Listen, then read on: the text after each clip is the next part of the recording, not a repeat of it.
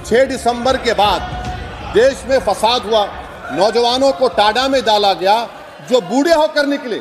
यकीनन आपकी सरकार नहीं थी, आपकी सरकार नहीं थी। अच्छा, बल्कि मैं तो मर्यादा पुरुषोत्तम राम की इज्जत करता हूं, मगर मैं नाथूराम गोडसे से नफरत करता हूं। मेरी नस्लें नफरत करती रहेंगी, क्योंकि नाथूराम गोडसे ने उस शख्स को गोली मारी जिसके जबान से आखिरी लफ्ज निकले, हे राम। ये देश की कल्पना राम और रामचरित्र के बगैर कर ही नहीं सकती। जो इस देश को पहचानना चाहते हैं, जानना चाहते हैं, जीना चाहते हैं, राम और रामचरित मानस के बगैर वो जी ही नहीं सकते। राम का चरित्र और राम ये देश के जनमानस का प्राण है। ये सबको समझना चाहिए, सबको स्वीकारना चाहिए। और इसलिए मान्यवर, हमारे संविधान की पहली प्रत से लेकर महात्मा गांधी के आदर्श राज्य की कल्पना को राम राज का नाम लिया गया। संविधान में भी राम दरबार को स्थान दिया गया। मान्यवर, जो लोग राम के अलावे भारत की कल्पना करते हैं वो भारत को नहीं जानते, वो हमारे गुलामी के काल का प्रतिनिधित्व करते हैं। मान्यवर, राम व्यक्ति नहीं है, राम प्रतीक है। करोड़ों लोगों का आदर्श जीवन कैसे जीना चाहिए, इसलिए उनको मर्यादा पुरुषोत्तम किया गया। बाबरी मस्जिद पर आए फैसले को लेकर ओवैसी ने किस तरह से नारे लगाए और फिर अमित शाह ने जवाब दिया कि फैसला पसंद हो तो स्वीकार कर लो, ना पसंद आए तो सुप्रीम कोर्ट पर सवाल उठाना सही नहीं है। मेरा मानना यह है कि आज मैं बहैसियत एक भारत के गयूर मुसलमान के, let me stand as a tall Indian Muslim and say that the light of Indian democracy today is at its dimmest today. Sir, in conclusion मेरी फिक्र में मेरा ईमान मुझे कहता है कि जिस जगह पर मस्जिद थी, है और रहेगी, बाबरी मस्जिद है और रहेगी। बाबरी मस्जिद जिंदाबाद, जिंदाबाद, भारत जिंदाबाद, जय हिंद। कुछ लोगों ने यहां पर और बाहर मीडिया के सामने प्रतिक्रिया व्यक्त की, वो कानून की दुहाई देते हैं। मैं उनको पूछना चाहता हूं कि मान्यवर, क्या सुप्रीम कोर्ट की 5 जजों की खंडपीठ के जजमेंट से आप वास्ता रखते हो या नहीं रखते हो? भारत के संविधान से वास्ता रखते हो या नहीं रखते हो?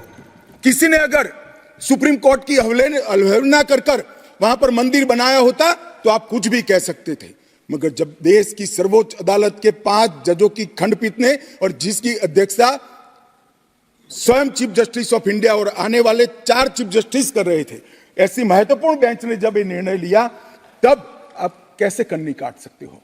मान्यवर, निर्णय पसंद हो तो स्वीकार कर लेना, सुप्रीम कोर्ट का सम्मान करना, और कोई निर्णय पसंद ना आए तो सुप्रीम कोर्ट के भी बड़ा बुरा करना, ये ठीक नहीं है मान्यवर। वहीं 22 जनवरी राम मंदिर की प्राण प्रतिष्ठा को लेकर किस तरह से दोनों के बीच तीखी प्रतिक्रिया देखने को मिली, ये अभी देखिए। तो मैं ये पूछना चाह रहा हूं कि क्या मोदी सरकार एक समुदाय, एक मजहब की सरकार है या पूरे देश के मजाहिब को मानने वालों की सरकार है? जिसको नहीं मानते उनकी सरकार है? हमको बता दीजिए, क्या मोदी सरकार सिर्फ एक फिक्र और नजरिया हिंदुत्व की सरकार है? क्या इस देश का, इस गवर्नमेंट ऑफ इंडिया का कोई मजहब है? इस वतन अजीज सबके मजहब को मानता है। सर, मेरा मानना है कि इस देश का कोई मजहब नहीं है।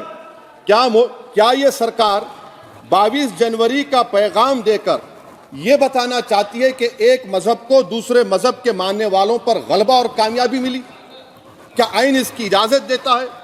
क्या ये पैगाम आप जब ऐवान से दे रहे हैं तो 17 करोड़ मुसलमानों को आप क्या पैगाम दे रहे हैं, ये मैं आप पर छोड़ता हूं। मान्यवर, 22 जनवरी का दिन भले कुछ लोग कुछ भी कहे, मैं स्पष्ट रूप से देख रहा हूं 22 जनवरी का दिन 10 सहस्त्र सालों के लिए ऐतिहासिक दिन बनने वाला है।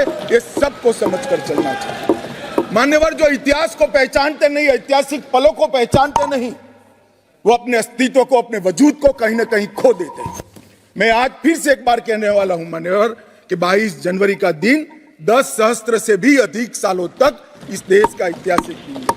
मान्यवर, 22 जनवरी का दिन 1528 से शुरू हुई एक संघर्ष और अन्याय के सामने लड़ाई का एक आंदोलन के अंत का दिन है। 1528 से चली हुई ये न्याय की लड़ाई यहां पर समाप्त